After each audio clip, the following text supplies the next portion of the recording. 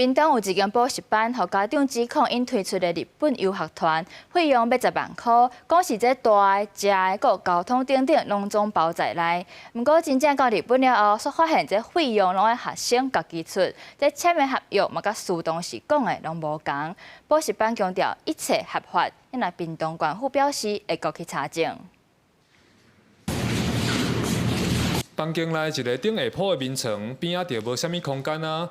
国中3年细黄的学生讲，开要10万块报名，屏东市一间日语补习班的校热游学，结果落飞机了后，车钱门票煞爱家己出，连大个宿舍拢对套房变成雅房，搁足细间，引起参加的学生家长不满。我们都以为是费用都已经包含在内，结果还要再自己掏钱出来。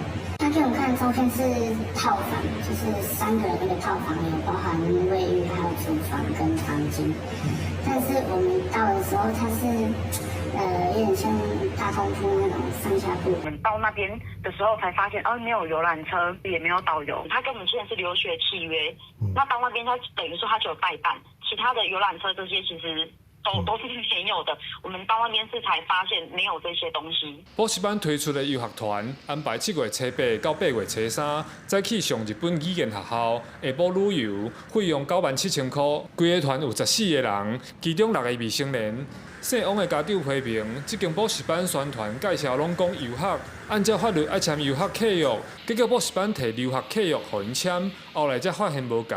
补习班头家表示，因一切拢合法，照正常流程作业，其他拢交由法律处理。 那处长这边有掌握如何救济吗？这些消费者1、2楼是登记到补习班，但是它的3楼是它的樱花外语文化公司，所以基本上这是跟体制不符，跟他可以拥有的权利不一样。县府教育处表示，和双方查证了后，发现签订契约的对象不是补习班，那补习班业务以立案内容无符合，查到会依法处理。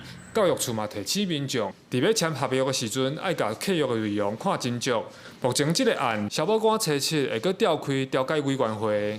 记者柯炳哲，屏东报道。